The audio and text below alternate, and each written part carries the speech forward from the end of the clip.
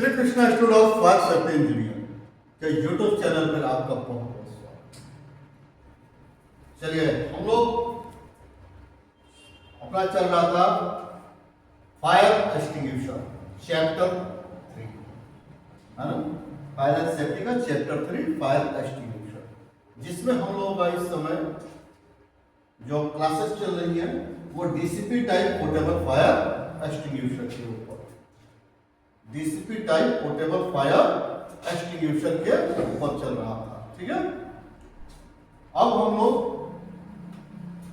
इसका second part पे आ चुके थे, यानी एक्सटिंग्विशर के सारे पार्ट्स के बारे में हम लोग समझ चुके थे कि किस पार्ट का क्या नाम है और इसका क्या काम है। अब आगे से हम लोग क्लियर करेंगे इसके पहचान के ऊपर, है ना। इससे पहले आपको बता दें कि देखिए, चैनल को लाइक सब्सक्राइब जरूर करते रहिए, क्योंकि अभी इसमें class ABC type portable fire extinguisher है, CO2 type portable fire extinguisher है, और अभी सबसे बड़ी चीज तो इसका शॉर्ट नोट्स बचा है, क्लास BC का शॉर्ट नोट्स है।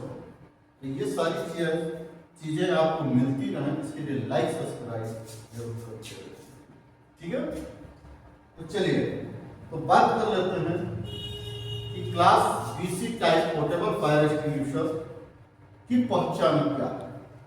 तो इस एक्सटिंग्विशर को पहचानने के लिए जाहिर सी बात है कि एक्सटिंग्विशर को हिला करके या उसके एप्लीकेटर, इसका जो एप्लीकेटर है, ये नोजल वाला हिस्सा, इसको देख करके किया जा सकता है।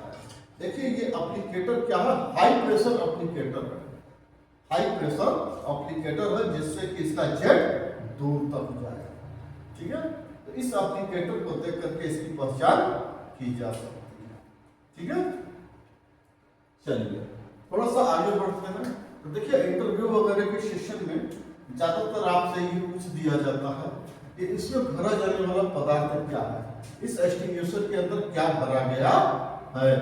तो जाहिर सी बात है कि भरा क्या गया है, 5 kilogram DCP powder, 5 kilogram DCP powder. अब आपसे यहीं पे पूछ लिया जाता है कि वो डीसीपी पाउडर है कौन सा पाउडर है। तो वो पाउडर होता है क्या, सोडियम बाइकार्बोनेट, सोडियम बाइकार्बोनेट, यानी सोडियम बाइकार्बोनेट पाउडर जो है वो 5 केजी इसके मेन बॉडी के अंदर सीधा सीधा भरा गया होता है। ठीक है, और उस पाउडर को निकालने के लिए क्या डाला गया है, तो इसके अंदर डाला गया है 100 ग्राम से 120 ग्राम का CO2 गैस कार्टेज, यानी ये CO2 कार्टेज जो है इसके अंदर इसकी कैप असेंबली से लगा हुआ है, जो कि 100 से 120 ग्राम का होता है। ये चीज यहाँ पर लिखा होता है कि ये कितने ग्राम का है, ये कैपेसिटी यहाँ पर लिखी है, पोल वेट और इम्पिटी वेट के हिसाब से वो चीज दिया गया होगा। यानी पोल वेट में से इम्पिटी वेट घटाएंगे तो लगभग आपका 100 या 120 ग्राम आता है। ठीक है, तो इसके आधार पर ये क्लियर कर सकते हैं कि हमारा CO2 कार्टेज कितने ग्राम का है। ठीक है, अब मेन चीज आपसे पूछा जाता है इसको चलाने का तरीका। जैसे ही आप ये सारी चीजें क्लियर करते हैं तो इंटरव्यू लेने वाला आपसे तुरंत क्वेश्चन करता है, इसको चलाने का तरीका बताइए। तो चलाने के तरीके में सीधा सीधा आपको क्या बोलना है कि जब भी क्लास B या C की आग लगी तो वहां पर हम DCP powder type portable fire extinguisher को लाते हैं, उसको निकालते हैं, अपने सामने रखते हैं और सीधा उठा करके अपने कंधे पर ले करके दौड़ते हुए फायर सीन तक पहुंचते हैं। फायर सीन पर पहुंचने के बाद सबसे पहले देखते हैं एयर डायरेक्शन, हवा की दिशा। अगर हवा पूरब से पश्चिम है तो हम पूरब की तरफ पोजीशन लेते हैं। पोजीशन भी लगभग 4 से 5 मीटर की दूरी पर, 4 से 5 मीटर की दूरी पर फायर सीन से। अब वहां पर डिस्चार्ज नोजल सीधा आग की तरफ, और सेफ्टी क्लिप को निकाल करके सीधा इसके प्लंजर रॉड पर शॉर्ट करते हैं।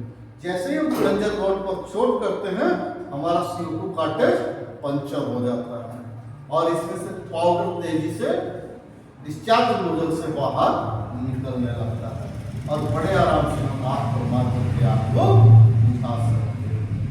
ठीक है, तो यही अपना चलाने का तरीका होता है। तो ये पूरी की पूरी बात आपको एक्सप्लेन करनी होती है चलाने के तरीके में। ठीक है, चलिए थोड़ा और आगे बढ़ते हैं। अब बात आती है दोबारा भरना। तो इसको दोबारा भरना कैसे भरा जा सकता है, यानी आफ्टर रिफिलिंग क्या है। तो देखिए आफ्टर रिफिलिंग क्या है कि इस एक्सटिंग्विशर को भरने के लिए जाहिर सी बात है कि ये फायर स्टेशन में ही भरा जाता है, इसको फायरमैन स्वयं करता है। भरने के लिए बाकायदा हमारे यहाँ एक हॉल बना होता है, मेंटेनेंस फायर एक्सटिंग्विशर मेंटेनेंस के लिए एक जगह बनाई गई होती है। वहाँ पर एक्सटिंग्विशर को ले जा करके इस पैनल लगा करके इसके कैप असेंबली को खोलेंगे, उसके अंदर से ये इनर कंटेनर जो है बाहर निकालेंगे। इनर कंटेनर बाहर निकालेंगे तो इसके अंदर से ये CO2 कार्टेज बाहर निकलेगी, CO2 कार्टेज बाहर निकलेगा। तो पहले हम लोग इनर कंटेनर को अच्छे से साफ कर लेते हैं और CO2 कार्टेज को वेट करके देख लेते हैं। अगर ये 10% से ज़्यादा कम हो गया तो इसको जाहिर सी बात है बदल देने की आवश्यकता है, या पंचर हो गया है तो बदल देने की आवश्यकता है। अन्यथा सब कुछ ठीक ठाक है तो इसको दोबारा यूज किया जा सकता है। उसके बाद इसकी मेन बॉडी के अंदर जो भी पाउडर बचा, थोड़े पाउडर बचे जाते हैं, उस पाउडर को कहीं निकाल देते हैं।